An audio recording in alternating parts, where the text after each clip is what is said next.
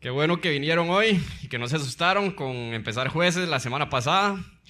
También si quieren venir a las 9 todavía queda como la mitad de la iglesia de campo. Así que, pues bienvenidos un domingo más. Hoy vamos a estar en el capítulo 2 del libro de Jueces. Así que si gustan pueden abrir sus Biblias, ir buscando ese libro de Jueces que está después del libro de Josué. Vamos a hablar un poquito también del libro de Josué. Pero vamos a estar de nuevo hoy en el capítulo 2. Y en términos del bosquejo de este libro de Jueces, el libro de Jueces, los dos primeros capítulos son la introducción a este libro. Es decir, los jueces van a empezar a aparecer a partir de la próxima semana en el capítulo 3, que van a empezar a aparecer estos nombres de hombres y mujeres que ustedes veían en el video que recién pasamos. Algunos de ellos más conocidos que otros, pero vamos a ir viendo sus historias. Pero en este contexto de introducción un poco nos habla acerca de por qué se dio esta época, qué fue lo que pasó y cuáles son las variables que, digamos, entraron en juego para esta realidad de los jueces. Y en particular la semana pasada Jimmy nos hablaba acerca de una de las dos palabras que más se repiten en estos capítulos, ¿sí? Hay dos palabras importantísimas aquí. Una es obediencia, que hablamos muchísimo la semana pasada, y la segunda, que vamos a hablar muchísimo hoy, es adoración, ¿sí? Cuando hablamos de por qué el contexto de esto, estas dos palabras tienen que resaltar. Y la semana pasada Jimmy nos hablaba acerca de esta obediencia a medias que tuvo el pueblo de Israel y cómo eso generaba consecuencias completas, ¿sí? Y para repasar un poco el texto, hablaba de la muerte de Josué, muere Josué, la conquista continúa, ¿no? El pueblo de Israel tiene que conquistar la tierra prometida, pero hacia el final del capítulo veíamos una lista larguísima de todos esos pueblos que no fueron expulsados, que no salieron de la tierra y que estaban ahí conviviendo con estas personas. Y hoy específicamente vamos a ver las consecuencias de eso. Las consecuencias de estos pueblos que estaban ahí alrededor básicamente se traducen en que el pueblo de Israel, que debía ser el pueblo escogido de Dios, el que era luz para las naciones, el que mostraba a Dios al resto de las naciones, más bien se volvía y adoraba a los dioses de estos pueblos. Y eso es lo que vamos a ver constantemente hoy, como el pueblo de Israel se vuelve, adora a los dioses y adora y adora y adora y adora a todos los dioses y ídolos de los pueblos cananitas que estaban alrededor de ellos. Y es a partir de estos ejemplos que vamos a ver hoy de lo que no hay que hacer, que usted y yo podemos aprender lo contrario. Es decir, cómo se ve, cómo se vive una adoración absoluta a Dios. Y esto es importante porque esto viene desde el primer mandamiento. El primer mandamiento de los 10 mandamientos es: no tendrás dioses ajenos a mí. Esto es importantísimo para Dios. Y es la razón por la cual usted y yo necesitamos poner atención hoy a aquellas cosas en donde pudiésemos usted y yo estar poniendo dioses ajenos antes que nuestro Señor. Así que, ¿qué le parece si oramos? Iniciamos con nuestro texto de hoy. Padre, damos gracias, Señor, porque nos permites estar un domingo más frente a tu palabra, Señor.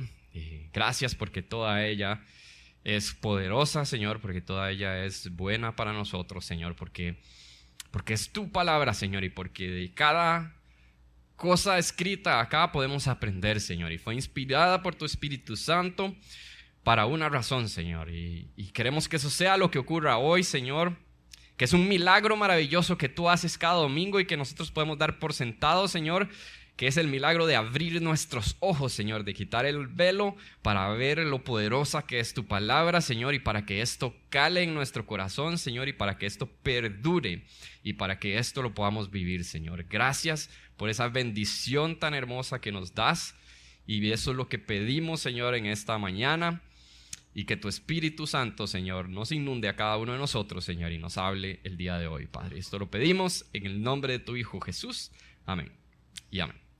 Muy bien, entonces Jueces capítulo 2, versículo 1, dice así: el ángel del Señor subió de Gilgal a Boquín y dijo: Yo los saqué a ustedes de Egipto y los hice entrar en la tierra que juré darles a sus antepasados. Dije, nunca quebrantaré mi pacto con ustedes. Ustedes, por su parte, no harán ningún pacto con la gente de esta tierra, sino que derribarán sus altares. Pero me han desobedecido. ¿Por qué han actuado así? Pues quiero que sepan que no expulsaré de la presencia de ustedes a esa gente. Ellos les harán la vida imposible y sus dioses les serán una trampa. Cuando el ángel del Señor les habló así a todos los israelitas, el pueblo lloró a gritos. Por eso llamaron a aquel lugar Boquín y allí ofrecieron sacrificios al Señor. ¿Sí? Entonces lo primero que pasa en este texto es que aparece el ángel del Señor.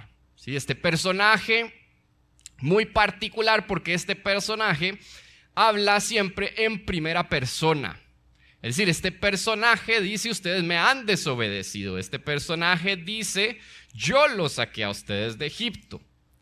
¿No? Y en otras ocasiones inclusive este personaje tiene una figura humana. Y es la razón por la cual, si usted le interesa y lee un poquito más, hay algunas personas que pueden decir que esto inclusive puede ser Jesús.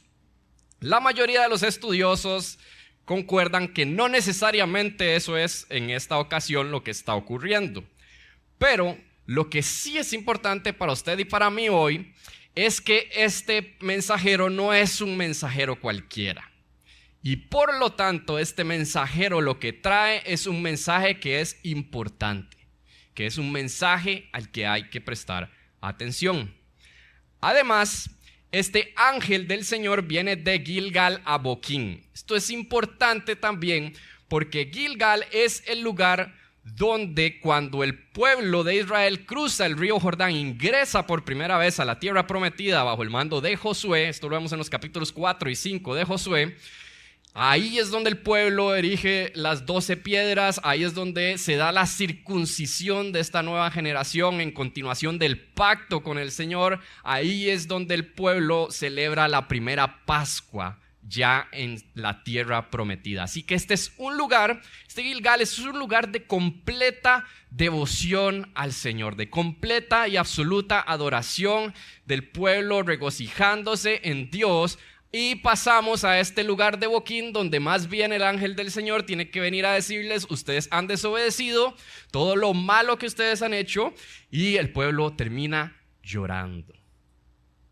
Así que esa referencia nos da una idea de qué es lo importante y qué es lo que está hablando aquí, y es que hay una indicación muy específica y muy particular para el pueblo de Israel, y es: ustedes no harán pacto con esta gente, ustedes tienen que derribar altares. Y la pregunta para usted y para mí hoy es: ¿cuáles son esos altares de la sociedad a nuestro alrededor que usted y yo tenemos que derribar por completo? Esa es la reflexión hoy. Les voy a dar un ejemplo, y es el de las riquezas. Ese es definitivamente un altar que nuestra sociedad tiene hoy en día. Y si queremos verlo más sutil, podríamos hablar de bienestar económico. Sí, Daniel, ¿pero qué tiene de malo tener bienestar económico? En principio, nada. Pero ¿qué es lo que pasa con esto? Número uno, para que todos estemos de acuerdo en que esto es un altar de nuestra sociedad, esa es la razón por la cual usted y yo vemos esas listas de quiénes son los hombres más ricos del mundo, y esa lista va cambiando y la gente habla de eso y la gente los admira por su inteligencia, porque hicieron esto, porque hicieron lo otro. Es la razón por la cual usted ve sus vidas todo el tiempo en la televisión, los yates, los jets privados, todas estas cosas, y usted dice, qué cool todo eso. En la mañana les decía, yo me acuerdo había un programa de un canal no cristiano que yo veía cuando estaba joven, y enseñaban las casas de los famosos. Y me acuerdo que un día fueron a la casa de Shaquille O'Neal, y Shaquille O'Neal tenía una cama como redonda, como que daba vueltas. Y yo decía, cuando sea grande yo quiero tener una cama como la de Shaquille O'Neal que da vueltas. Y hoy en día no tengo una cama que da vueltas. Pero es la razón por la cual todo esto gira en torno a estas cosas. Es decir, todo lo que uno ve está alrededor de esto en la televisión, en el internet. es la razón por la cual hay que tener una casa más linda, hay que tener un carro más bonito para que la gente vea que yo soy exitoso y que me va bien en la vida y todos corriendo detrás de eso, y es la razón por la cual toda la publicidad gira en torno a eso. Es decir, el tele grande para ver el mundial es porque usted se siente más cool porque usted tiene la pantalla más grande que hay. Entonces, hasta ahí estamos claros que esto es un altar de nuestra sociedad, que es algo que la gente pone en un lugar más allá de lo que debería ser, que pone en un lugar que empieza a competir con Dios. Y hasta ahí usted puede decir, sí, Daniel, pero eso a mí no me afecta. Y ese es el principal error que usted y yo cometemos, de creer que esto no nos afecta. Es decir, esos altares que hace la sociedad, yo no, yo estoy contento con lo que Dios me ha dado. El Señor ha sido bueno en mi vida. Y uno le dice a la gente, sí, Dios ha sido bueno, espectacular, especial. Pero todo eso hasta que los que son padres aquí, viene un hijo y les dice que quiere estudiar antropología.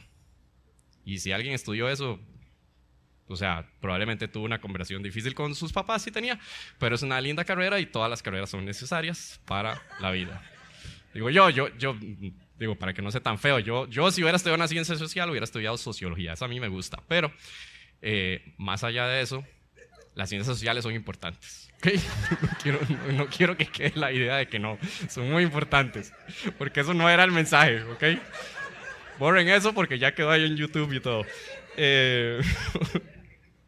Pero, ¿a qué voy con esto? A que el hijo viene y le dice a los papás que quiere estudiar antropología y los papás se empiezan a asustar y no hay nada malo en que usted quiera que sus hijos estudien una carrera que les permita proveer a sus familias, que les permita tener un techo, que les permita comer, etc. Pero el tema está en cuando esta sutileza empieza a hacer que su prioridad sea esa y no que sus hijos conozcan al Señor, no que sus hijos aprendan a amar al Señor cada día más, no que sus hijos tengan este corazón contrito y humillado para con el Señor, porque ahí es donde se empieza a desbalancear, ahí es donde empieza este ídolo a tomar un lugar que no le corresponde. Y eso se ve muy fácil en cuánto tiempo de su oración por sus hijos es para que les vaya bien y cuánto tiempo de su oración por sus hijos es para que conozcan a Dios cada día más, para que le amen con intensidad, para que le sirvan, para que derramen sus corazones ante Él. Porque ya cuando usted balancea eso en la vida real, en lo sutil que esto se va convirtiendo en su vida, y usted puede empezar a identificar que quizás usted está poniendo una prioridad que no es la correcta. Y ahora usted dice, bueno, yo no tengo hijos, y entonces, ¿cómo es la cosa? Y entonces yo pienso, bueno, ¿cuál fue su decisión para estudiar lo que usted estudió, para los que fueron a la universidad? Porque Rebe, ahora que hemos estado hablando de Rebe y ahora que todos vamos a ir a comer y nadie se puede ir sin llevarse un plato, porque todos vamos a apoyar a Rebe para las misiones.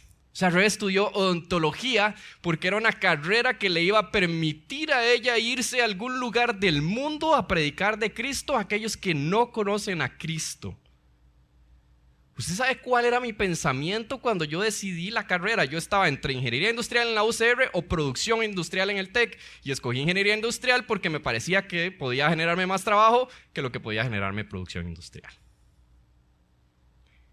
Y esa es la manera en la que sutilmente puede haber ídolos que se empiezan a convertir en una cosa que no es, y puede haber altares que hace nuestra sociedad que se convierten en algo más que no es. Y este es uno de ellos, nada más por dar un ejemplo. Pero hay muchos, ¿no? Hoy en día hay culto al cuerpo, hoy en día hay culto al sexo. Es más, solo abrir el Instagram de uno y ver ahí lo que le sale cuando uno pone los cositos esos de los reels, ahí le puede hablar mucho de qué podría ser un ídolo en su vida. Porque pueden ser cosas que no son malas per se. A usted le salen, ¿quién dijo? Mañana dijo perros, le salen perritos ahí. Y usted puede ser que ame los perritos y lo que usted quiera, sí, eso no tiene nada de malo. Hasta que los perritos toman un lugar que solo le corresponde a Dios. Y usted lo puede ver en nuestra sociedad. Hay algunas cosas de las cuales usted dice, ¿qué es eso? Porque si usted dice, ¿qué es eso? Es porque ese no es el suyo es otro. Pero piénselo, ese es el ejercicio que usted y yo tenemos que hacer hoy. Porque el peligro está en creer que yo soy inmune a los altares que pone la sociedad. O sea, ¿usted cree que los israelitas no llegaron ahí a la tierra, ven ahí un altar a Baal y ven a la gente sacrificando sus hijos y dice, ay no, eso es una barbaridad, yo eso nunca lo voy a hacer? Y pasa el tiempo y de pronto usted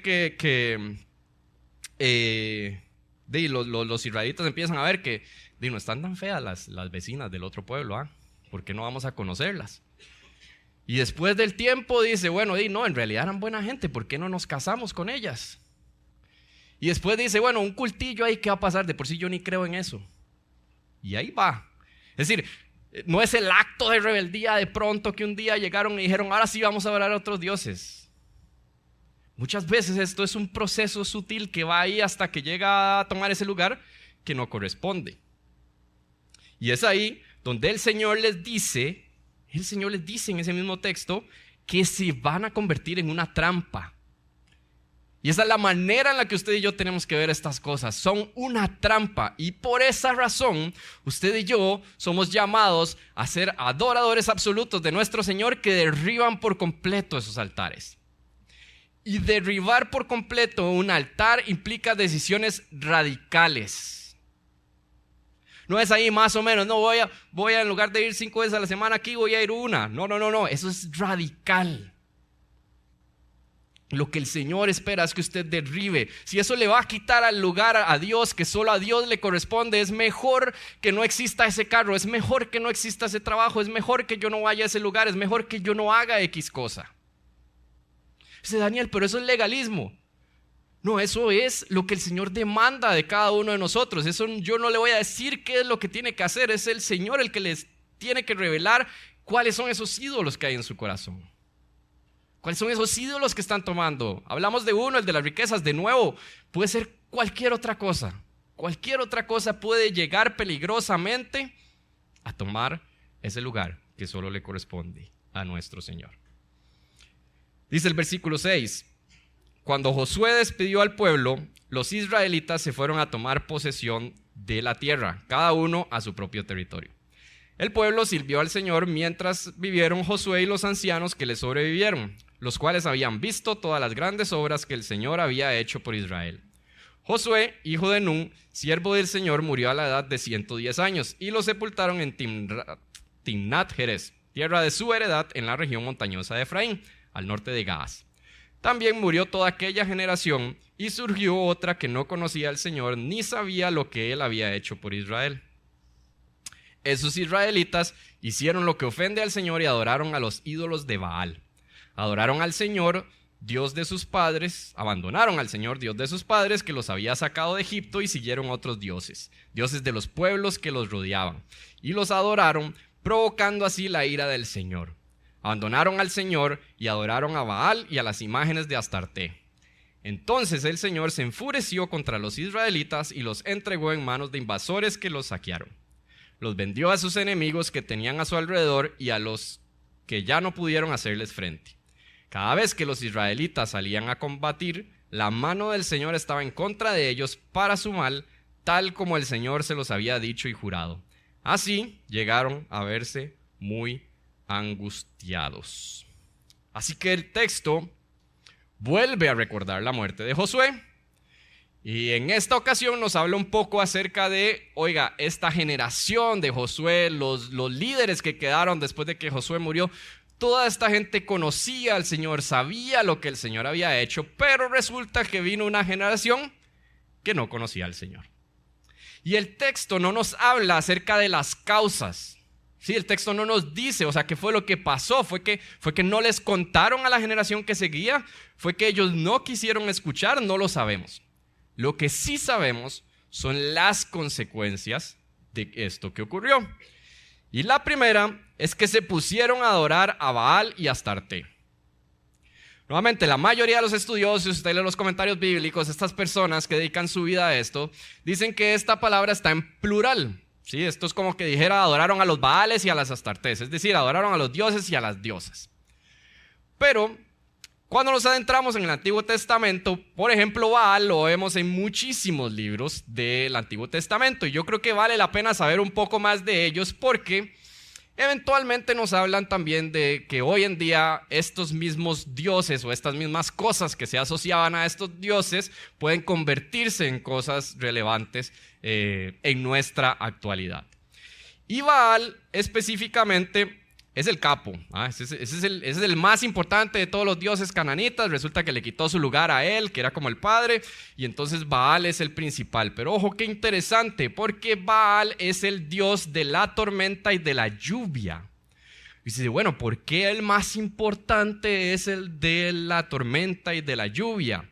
Y esto me habla de la importancia de la fertilidad de esa tierra para las personas. ¿Sí? Esto inclusive lo vemos cuando los espías vuelven a decirle al pueblo de Israel, los dos espías vuelven y viene Caleb y vienen Josué y ellos dicen, oiga, esta tierra, ¿qué es lo que dicen? Abunda la miel y la leche. Es decir, es una tierra súper fértil. Ahí vamos a poder comer riquísimo. Y este es el dios principal. Astarte, por el otro lado, es la diosa de la guerra. Usted lee un poquito, investiga, hay un poquito más de controversia, que si es la misma que Anat, si no, si es esposa de Baal, si también tiene que ver con la sensualidad o no, etc. Pero lo que sí podemos ver en nuestra Biblia, en 1 Samuel capítulo 31:10, nos habla de que los filisteos se llevan la armadura de Saúl para el templo de Astarte. Entonces ahí podemos constatar que está la diosa de la guerra, con lo cual nos habla de la seguridad, donde ponemos a algo más con respecto a la seguridad. ¿Y por qué doy todo este contexto? Porque quizás para nosotros sería muy raro como pensar en alguien que salga de aquí y se vaya para no sé dónde, ahí a un templo de Buda y vaya ahí a adorar una imagen de Buda. Tal vez eso es como muy raro para nosotros, o alguien que de pronto dice va para la Meca, ahí no sé, es tal vez una imagen extraña. Pero imagínense a los israelitas ahí. No saben quién es Dios. No saben qué hizo por ellos, no saben nada. De pronto usted ve al vecino ahí haciéndole una danza a Baal, no sé qué, y cae un baldazo ahí. Y usted dice, ¿cómo es la cosa? Y pasa un mes y a usted le empiezan a morir ahí las lechugas y todos los cultivos. Y dice, no, aquí la cosa ¿qué es? La cosa es haciéndole la danza a Baal. Y se viene el baldazo otra vez y usted le da gracias a Baal. Y ahí es donde usted y yo sí nos podemos identificar. Porque lo que está pasando aquí es que le está dando el crédito a algo más de algo que solo Dios puede hacer, o de algo sobre lo que Dios tiene control. Y eso es algo que usted y yo sí estamos tentados a que nos ocurra. Y es a darle el crédito a algo o a alguien de algo que solo Dios es quien lo da. Un adorador que sabe quién es Dios, sabe quién creó todas las cosas. Ahora está de moda el fenómeno del niño. Y todo el mundo asustado con el fenómeno del niño, y evidentemente es un problema para la agricultura, para la ganadería, para todas estas cosas. El fenómeno del niño y el calor que usted y yo hemos sentido estos últimos días, etcétera. Y gracias a Dios que existen los científicos que investigan estas cosas y etcétera. Pero si Dios quiere que la temperatura baje 15 grados ahora en la tarde, Dios tiene el poder para hacerlo. Y eso es lo que usted y yo tenemos que creer. El problema es cuando le damos el crédito al meteorológico, a los científicos, a eso, más que al Señor que controla los vientos, las lluvias, la tormenta y absolutamente todo. Igual, Dios promete en su palabra proveer para nosotros. El tema es que muchas veces usted y yo nos podemos sentir tentados a darle crédito a nuestra sabiduría, a nuestra inteligencia, a nuestras habilidades, a las cosas que sabemos hacer muy bien, cuando en realidad todo eso proviene del cielo, como usted y yo cantamos hace unos minutos atrás. La protección, Dios ha dicho que Él va a proteger. El problema es si yo le estoy dando más crédito a que vivo en un lugar en un condominio donde hay un guarda y por eso me siento protegido, y no porque yo confíe en que Dios protege mi casa, protege a mi hogar y protege a los miembros de mi familia. Si vemos esa sutileza de cómo usted y yo podemos dar crédito a algo más, y no solo eso, sino que lo decimos, lo hablamos con los demás, y en lugar de estarle dando el crédito a Dios que solo Él merece y darle toda la gloria y toda la honra de todas estas cosas, nosotros le decimos, no, es que vieras qué bueno que es vivir en un condominio cerrado, porque así usted no tiene ningún problema de seguridad y usted está tranquilo. En lugar de decir, oiga, confíe en el Señor que protege su casa. Y no solo que no lo hablamos y no solo que no nos convertimos en esa luz que usted y yo debemos ser para las naciones, que da gloria y honra a Jesucristo, sino que nos lo empezamos a creer también. Empezamos a creer que tiene más poder el doctor que lo que tiene Jesucristo. Empezamos a creer que hasta el mecánico, confiamos más en el mecánico, en el chofer del bus, en quien sea, que en Cristo Jesús. Y ese es el problema. Y la segunda consecuencia de no saber quién es Dios que nos menciona este texto es que somos sujetos a la ira de Dios. Si usted vio ahí algunos versiculitos medio extraños que hablan acerca de Dios enfurecido haciendo ciertas cosas para con el pueblo de Israel. Y esto es algo de lo que tenemos que hablar, porque la ira de Dios se menciona muchas más veces en la Biblia que el amor de Dios. Y eso es porque estas no están desligadas.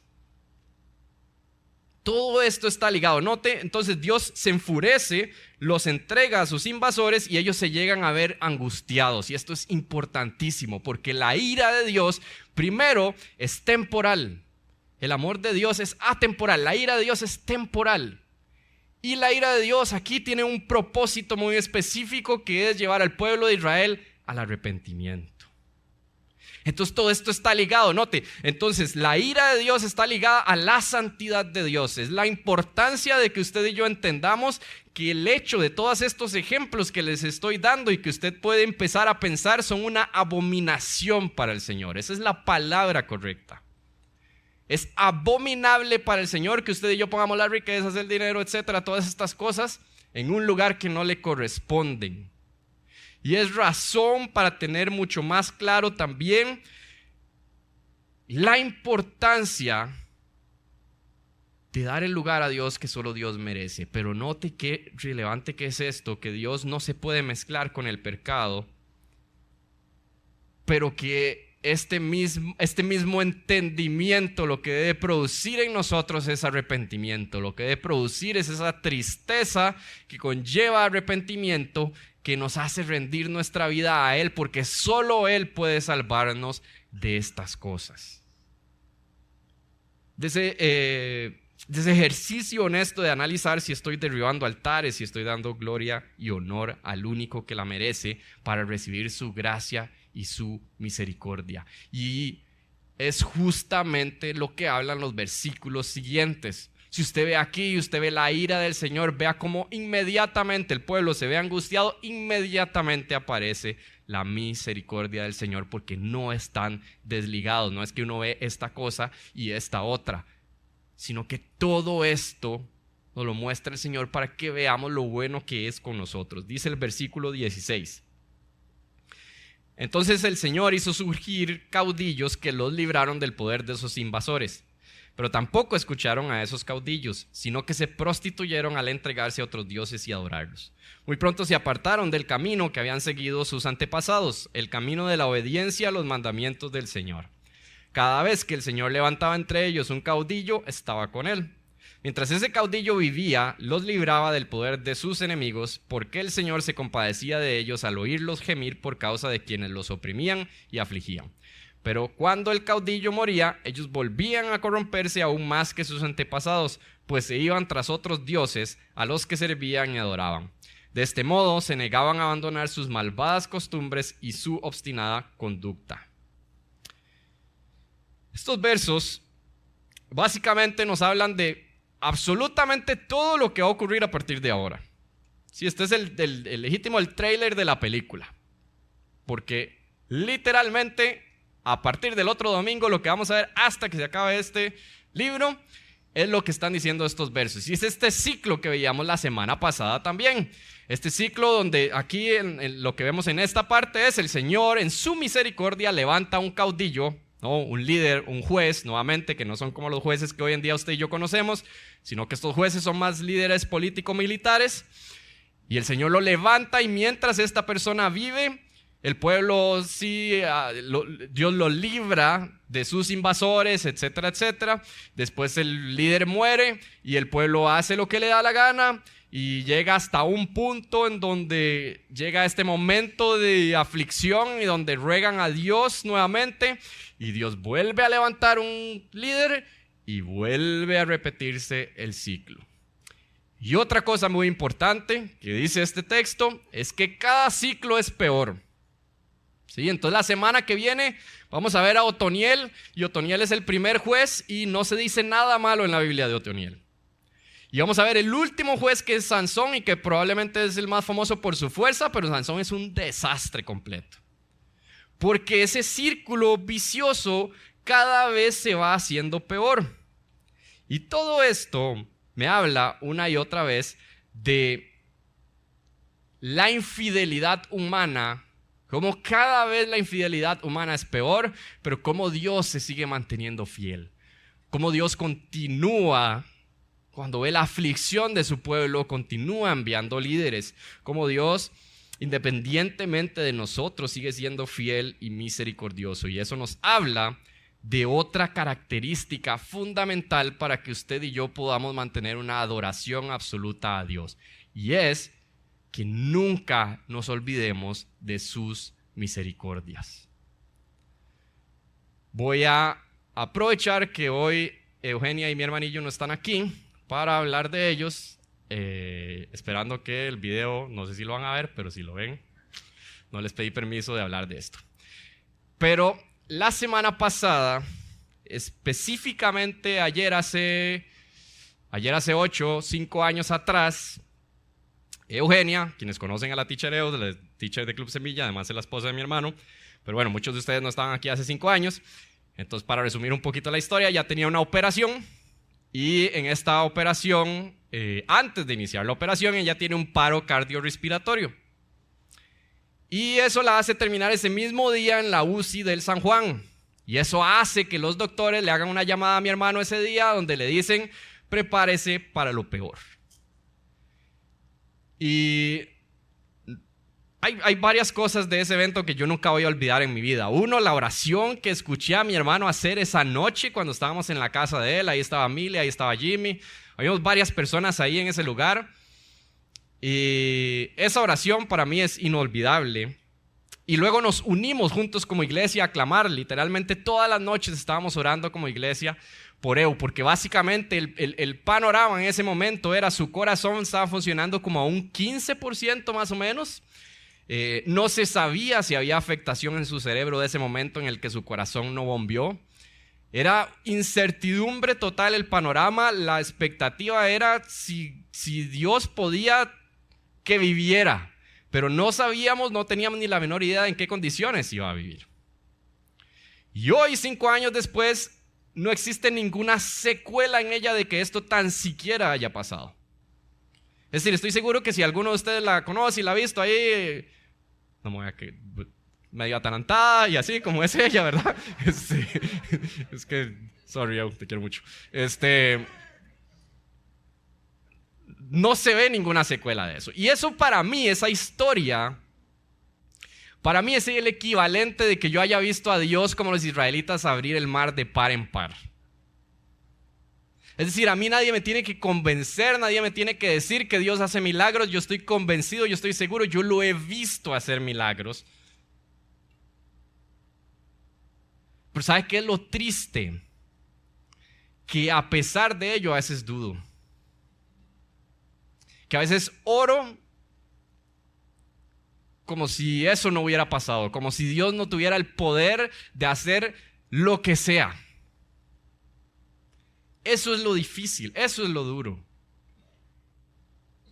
Que a pesar de haber visto las misericordias de Dios, a pesar de haber visto a Dios actuar de maneras sobrenaturales, aún y a pesar de eso, a veces mi caminar, mi vivir, mi vida, se ve como si Dios no fuera capaz de hacer eso.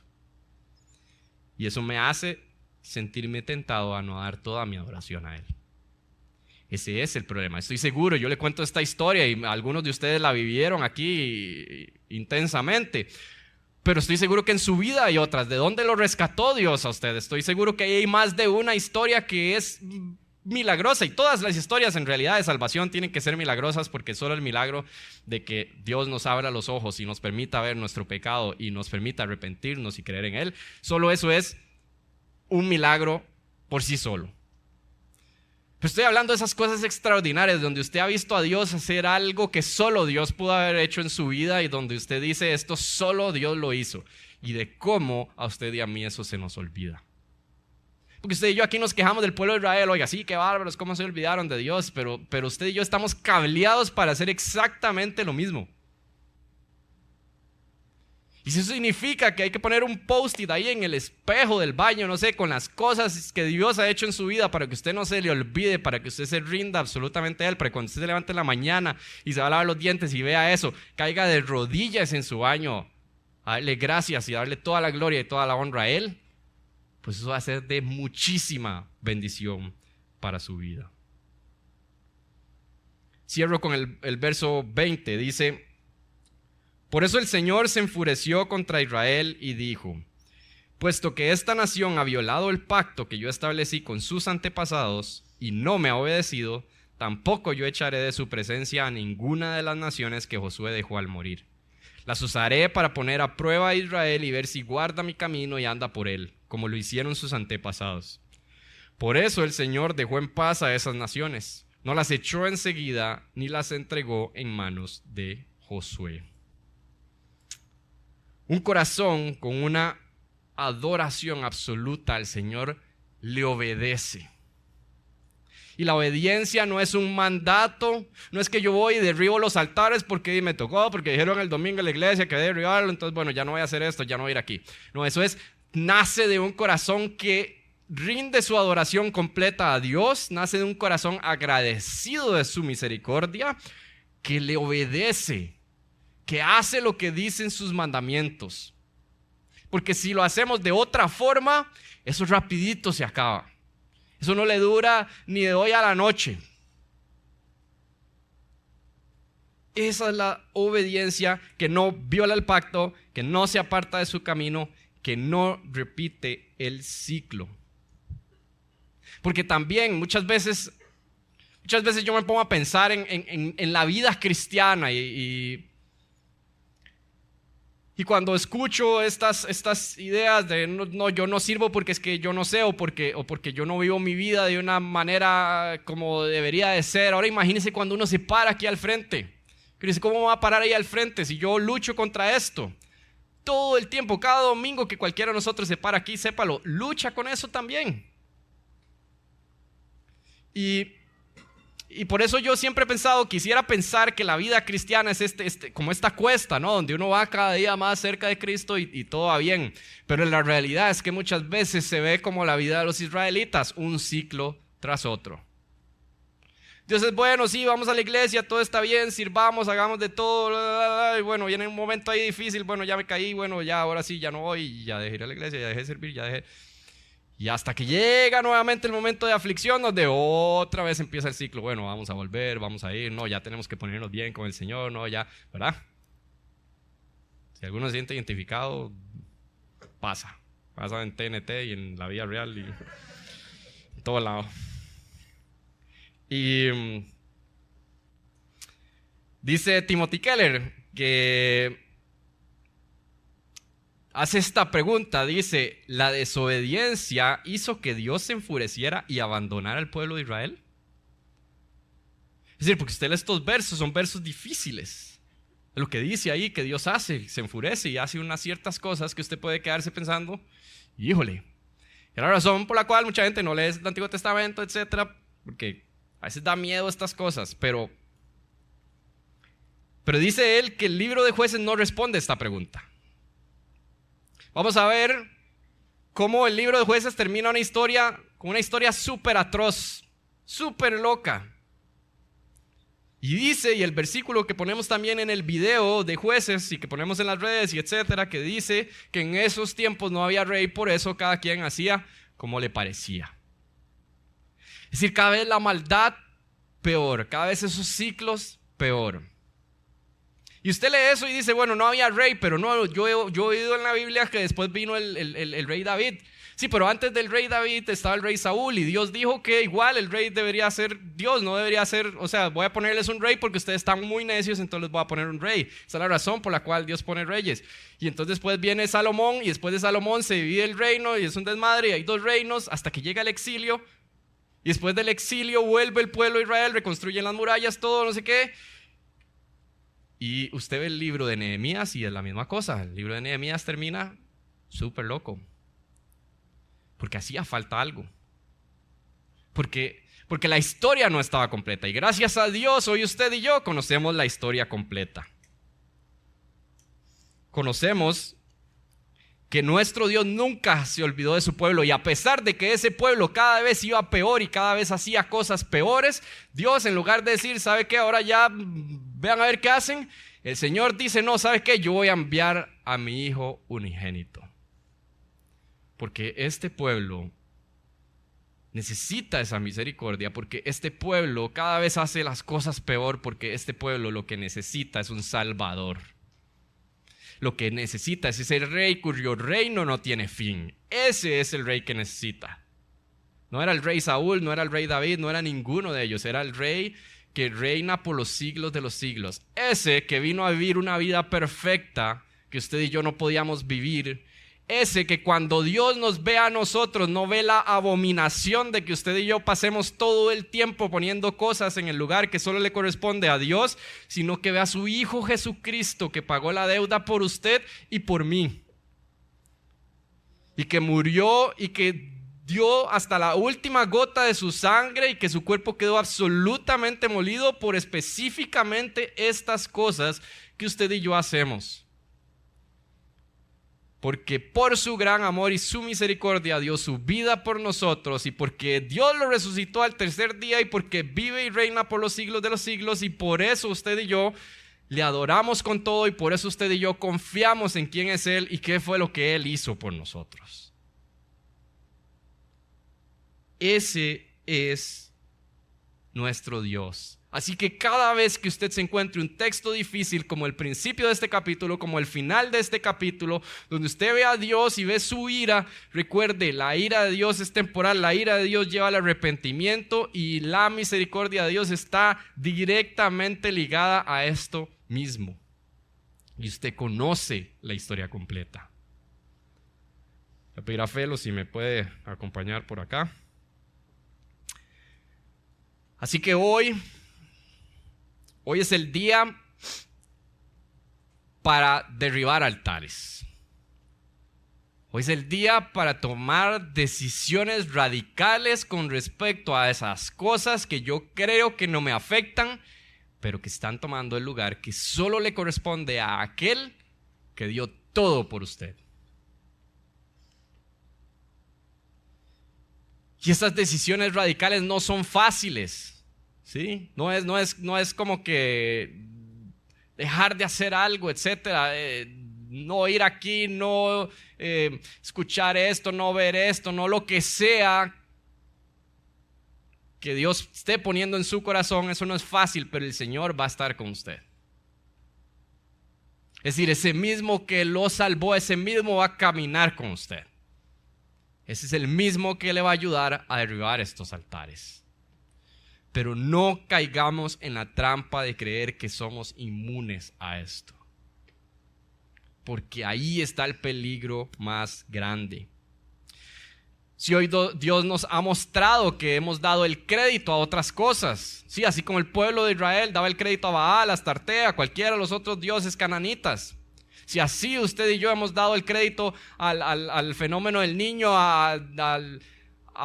no sé, a la plata, a la inteligencia, a cualquier cosa, hoy es el día para que usted y yo dejemos de hacer eso, para que sí, nos damos panderetas con la gente y le digamos, eso es por obra y gracia del Señor, y que la gente se quede asustada y ¿qué le pasó? Hágalo, porque si usted no lo hace, no solamente usted no está haciendo luz de nuevo, sino que usted también se la empieza a creer eso que usted está diciendo, que no es darle la gloria a Dios.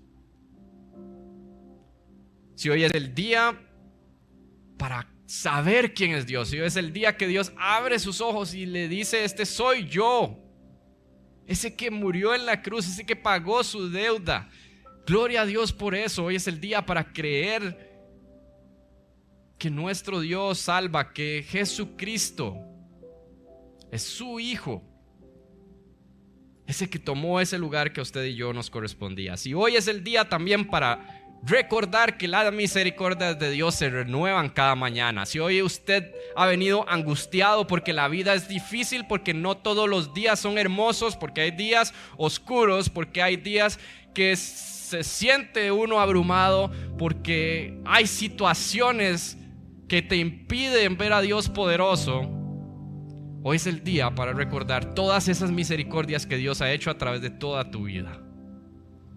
Empezando por salvarte, por rescatarte, pero que no solo ha hecho eso, sino que nos ha dejado ver milagros maravillosos. Y hoy es el día para dejar ese camino de desobediencia, para reconocer que solo Dios es digno de toda nuestra adoración, que nada ni nadie más es digno de nuestra adoración.